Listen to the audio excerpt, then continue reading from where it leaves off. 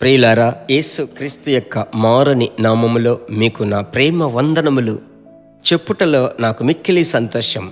Jesus meets YouTube family, GPS Robinson ఫేస్బుక్లో ఉన్న కుటుంబములన్నిటినీ తలంచి మీ కొరకు నేను మిమ్మును బట్టి ప్రభువుని స్తుతిస్తున్నా. ఈ దినాలలో ప్రియులారా, మీరు అధికముగా దేవుణ్ణి వెతుకుచున్నారు, బైబిల్ చదువుతున్నారు, ప్రార్థిస్తున్నారని నమ్ముచున్నాను. అదే మనకు ఆహారము, అదే మనకు భవిష్యత్తు, అదే మనలను పరలోకము వరకు తీసుకెళ్తుంది.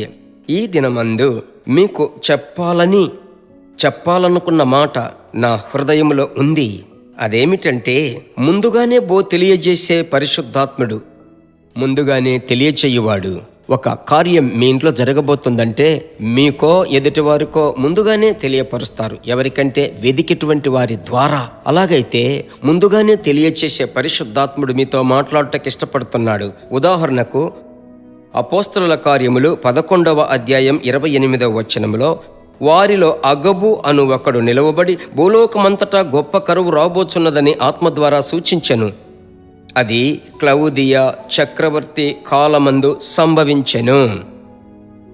అలాగైతే లోకమంతటా కరువు రాబోతుందని అగబు అను ప్రవక్త ప్రవచించాడు. అది చెప్పినట్లే జరిగింది. అలాగైతే పరిశుద్ధాత్ముడు చాలా ఆశీర్వాదములు ఇచ్చువాడు మాత్రమే కాదు, జరగబోవు సంగతులు ముందుగానే తెలియచేయువాడు. ప్రభువుకు స్తోత్రం. రాబోవు కార్యములు తెలియపరుస్తాడు. అందువలన మీరు దిగులు పడకండి, భయపడకండి. ఏ కార్యమును ముందు బయలుపరుస్తున్నాడో ఆమేన్, ప్రభు ముందుగానే ఇది చెప్పాడు అని ప్రభువుని స్తుతిస్తూ ఉండండి. అప్పుడు ఇలాంటి కృపలు మీకు కావాలి. ఆమేన్. ప్రభు అయినటువంటి యేసు తన్ను గురించి ఆయన ఏమి చెప్పాడంటే, యోహాను సువార్త 16వ అధ్యాయము 13వ వచనములో, ఆయన తనంతట తానే ఏదియు మాట్లాడకుండా తాను విన్న వాటిని ముందుగానే మీకు తెలియపరుస్తాడు. యేసయ్య అన్నాడు పరిశుద్ధాత్మను గురించి, సంగతులు ముందుగానే తెలియచేయువాడు. ఆమెన్. అలాగైతే ఈ దినాలలో మిక్కిలి జాగ్రత్తగా ఉండవలసిన విషయం, ముందుగానే తెలియచేయువాడు. అలాగైతే ఏదో ఒక రీతిగా మీ భార్యకో, మీ బిడ్డల ద్వారానో, మీ ద్వారానో, వేరే వాళ్ళ ద్వారానో ఒక కార్యమును ముందుగా తెలియచేసేటప్పుడు అది పరిశుద్ధాత్ముడు మీకు ఇస్తున్నాడా లేదా అనేది మొదట చూసి ఆత్మలో గ్రహించి అర్థం చేసుకొని బాగా స్తుతించండి. దేవుడు ఆశ్చర్యముగా మిమ్మల్ని నడిపిస్తాడు. ప్రతి విషయములు ముందుగానే నాకు తెలియపరుస్తున్నారయ్యా, అందువల్ల నాకు దిగులు లేదు, నేను ప్రభువునందు ఆనందిస్తున్నాను అని ప్రభువును స్తుతించి ఆయన వైపు చూసి ప్రార్థించుదాం. పరిశుద్ధమైన మంచి తండ్రి, ఆశీర్వాదకరమైన ఈ ప్రార్థన సమయముకై, ఈ దినముకై, ఫిబ్రవరి 4 వందనాలయ్యా. స్తోత్రం. రాబోవు సంగతులను గురించి నా దగ్గర అడగండి అన్నారయ్యా.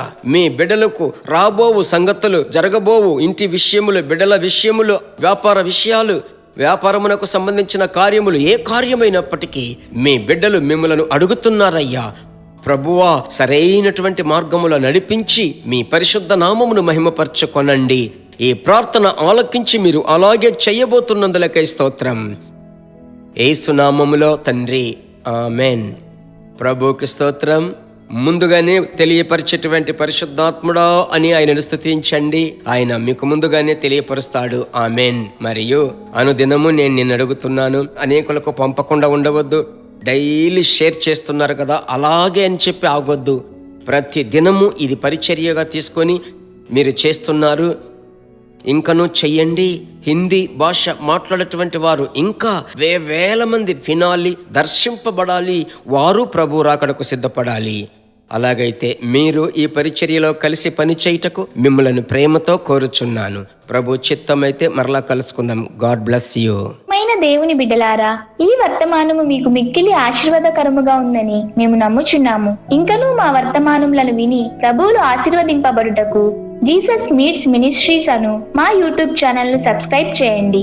మరియు మా ప్రార్థన సహాయముకై మీరు సంప్రదించవలసిన మా ఫోన్ నెంబర్ 9841425236 మరియు 7295463633. Email gpsrobinson@hotmail.com.